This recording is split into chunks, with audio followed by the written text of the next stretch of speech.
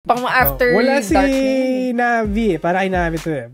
Pero bumibili ba kayo ng mga questionable na merch? Yung mga about sa mga anime or influencers, mga ganun.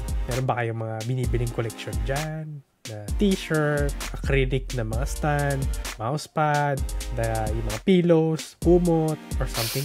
Wala. Pagka naayos ko yung office sa taas, baka pwede. Baka pwede. Baka para may room pa eh. No?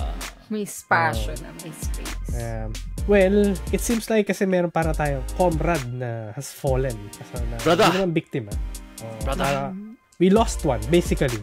Oh, no. Kasi, according sa report ng Niche Gamer, yung Kawa Entertainment, kasi ito yung sellers, Kawa Entertainment. So, nagbebenta sila ng mga merch focusing specifically sa mga VTubers and creator projects. Nakatanggap sila ng ng 3-page manifesto sa mail nila.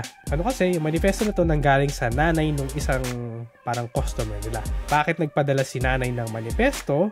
Kasi nahuli ni nanay na may mga dumating na mga merchandise, mga mousepad, etsy goods, ganon. Yun. Yung mousepad niya is yung Opay mousepad. So, ano yun? Kalam yun eh. May tinapay na dalawang tinapay doon sa mousepad. Tinapay. Hi. Yeah. Bye. Kasi baka may may carpal tunnel siya eh. Kailangan mo na malambot. Kailangan ng rest. Bakit dalawa? Ang tanong, bakit dalawa? Alin? Sa gitna niya i-rest yung ganun, nakaganon. Oo. Hindi, pag nakita ka naman ng wrist rest para sa mouse, di ba gano'n naman talaga yung shape nun? Kailangan ng palubog doon. Pero isa lang yun. It's understandable. Dapat naintindihan ng nanay yun. Kasi magkaka-problema yung anak niya in the future pagka nagkaroon carpal tunnel to, carpal tunnel. Ay, naku. It's not a laughing matter. No. It's very serious. It can be very serious. Sorry dito eh. Mali. Sorry, natawa ako. Serious. May complications yan. May mousepad na natanggap tsaka other merchandise. Hindi ko na-check yung other merchandise. Pero importante yung mousepad eh. Kasi para rin yata sa carpal tunnel yung mga ibang merchandise na nakikiluwa niya. No? I think para may exercise yung kamay. Possible, no? Kasi, kailangan eh. Hindi lang kailangan ng support yung niya, yung carpal tunnel niya eh. No? So, idle hands are the devil's playthings. Kaya nga nila eh. So, kailangan gumalaw yung kamay niya, no? Diba?